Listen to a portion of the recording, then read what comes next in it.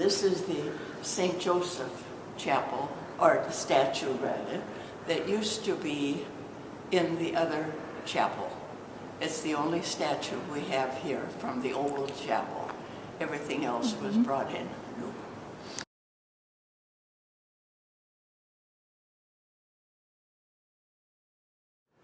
And then just taking a look at the pews, look at the carvings that are on them, the insertions, and when you think of that being done over 100 years ago, what kind of tools did they have?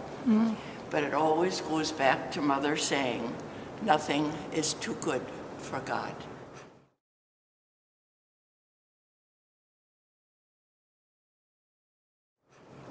And the windows on this side over here are the life of the Blessed Mother.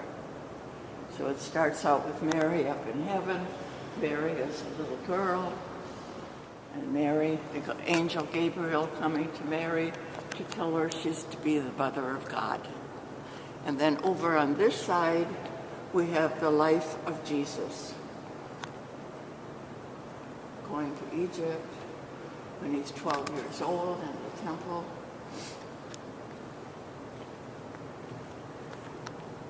And the windows here are dark because there's a stairway going up. And there are more stained glass windows on that side. And so it's dark. And people always ask, what are the candles doing? There are 12 of them in honor of the 12 apostles. They're in the front, and the side, and the back. And under each candle is a circle with a cross in it. And those crosses were consecrated with sacred oils.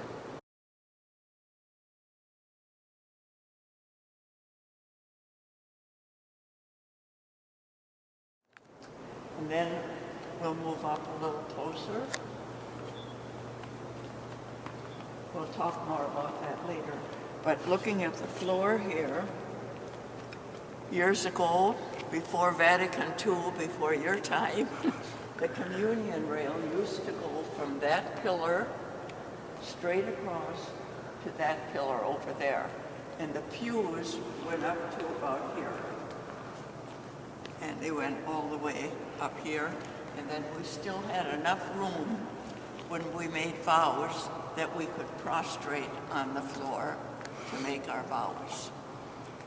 But that all had to change with Vatican II. So the communion rail is now part over there,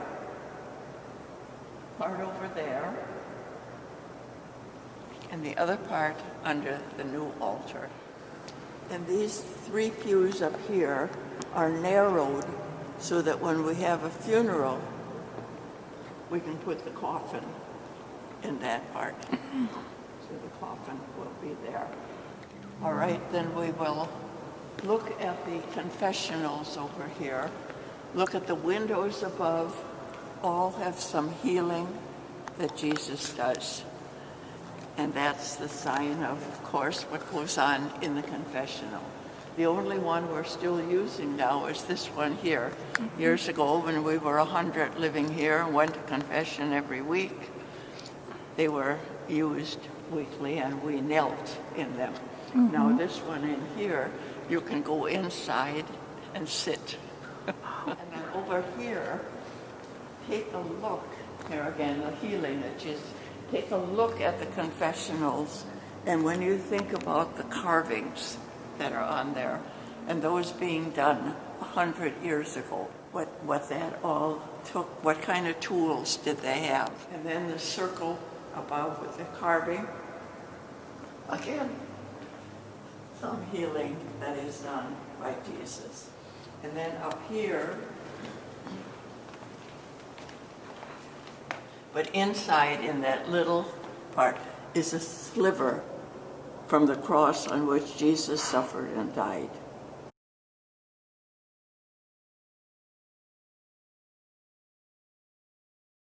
And then when you look at the mosaic up above, the 5 wise and the 5 foolish virgins, And again, how that was made 100 years ago and shipped over from Europe. Not one thing was broken. And here we have the 14 holy helpers. And then over here, the hand of Jesus in front of the hand of Francis. Actually, our Franciscan symbol. And then over here, Jesus giving the keys to Peter. You're Peter, you're in charge of the church. And then over here, the Holy Eucharist. Mary, help of Christians, was pretty much the apostles and evangelists here. I know Peter there with the key, and John with the gospel book. And then, of course, we again looking at the altar, Joseph, Francis, Claire, the first woman to follow. And then over here, Philomene and Jude.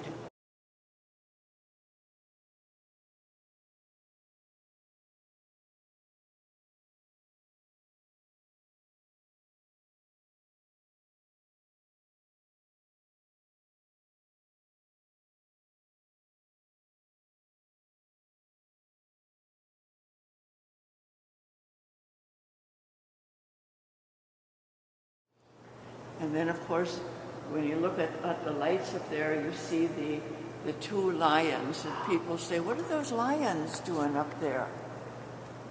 Lions are a sign of the kingship of Jesus. And then, of course, right now, you see the crucifix above the tabernacle. If you come back in 2 hours, you'll only see a gold dome. Why?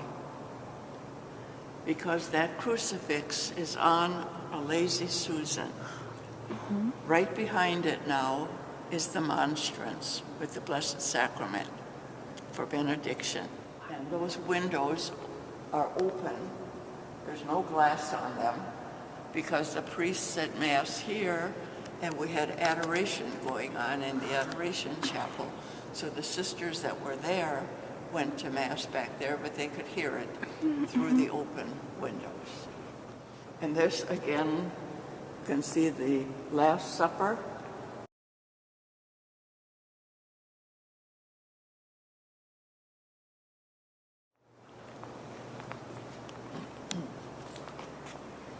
Again, I don't know which psalm it is, but it's one of the psalms. As the deer yearns for running streams, so my soul yearns for you, my God. And so that. And then I didn't have you look at the window up above.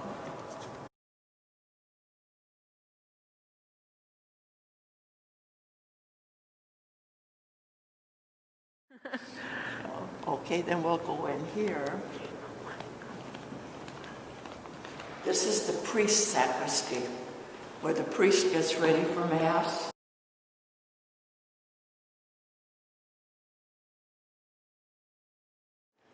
But anyway, the pictures were all painted by one of our sisters. We're school sisters, but music and art are outstanding in our community. And they're the 7 sacraments. Matrimony, and for the most part, the people that are painted are relatives, friends, neighbors that came and posed for her. So matrimony, holy orders. This one is not for real, because that's St. John Vianney. She didn't go up to heaven to get his picture. But, and a great, great confessor. And here are all different aspects of the Holy Eucharist. And here, baptism,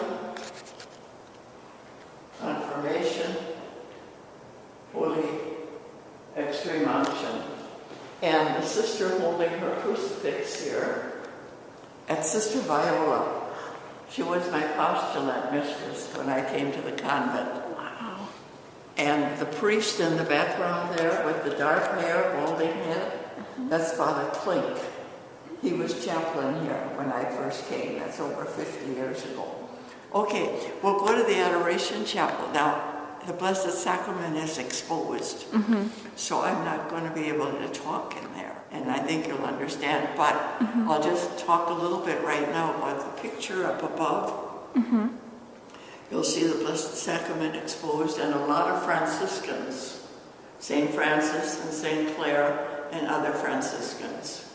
And the windows all have different Franciscans, all dealing with something with the Blessed Sacrament. And trying to think what else. Oh, you'll see over on the stairs, you'll see a basket, I'm sure, and you know in there are different intentions that people send in, and we pray for them.